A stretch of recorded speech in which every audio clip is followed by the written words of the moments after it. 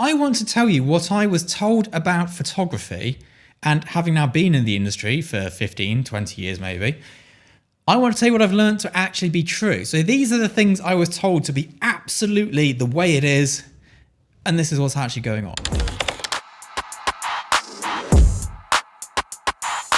Now, the first one, this is in more recent years, and this is social media matters. Social media matters. You must be on social media. It matters. I think you're a fool not to be on social media, but it doesn't matter. Sure, I know a lot of very, very successful photographers who have no social media presence. And I know a lot of people who have huge social media followings who are never getting booked for the next night campaign.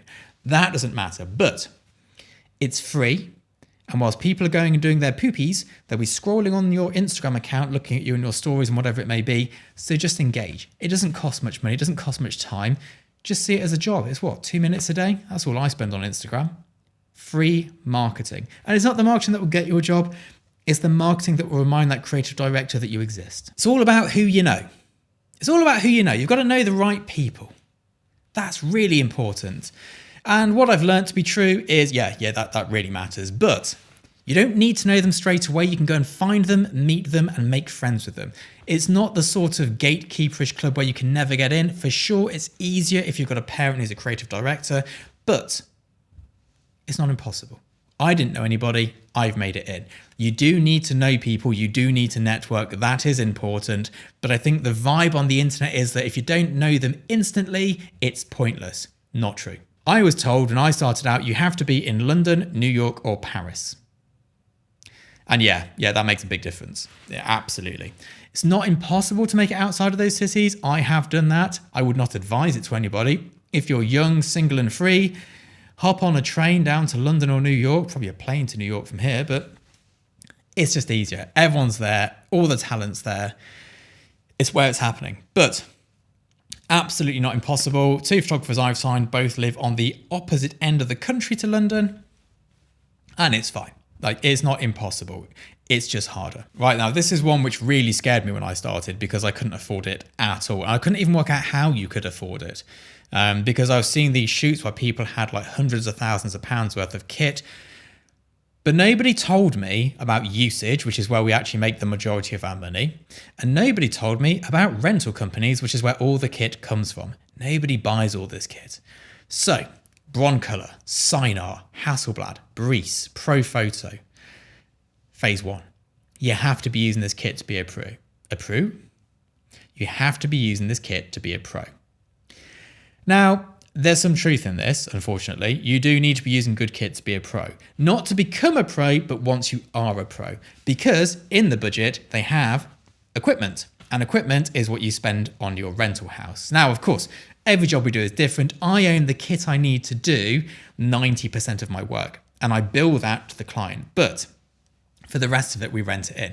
If I need 10 Scoro packs, I'm not buying those for £150,000 and having them devalue here. I rent them for the day for a few hundred. They're £50 each.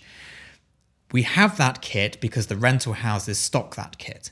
The reason you see everybody either using Broncolor or Profoto in the UK is because that's what the rental houses stock. The reason they don't use Godox and Elinchron is because they don't rent them out. The reason we all use Phase 1 or Fuji is because that's what the rental houses have. And I assume the reason Hasselblad's dying out is because they no longer do the modular system. And because of that, repairs aren't as available. So rental houses are offloading that stock in exchange for Phase 1 XF and Fuji GFX. That's why we use the cameras we use. That's why we use the lights we use. It's what's available.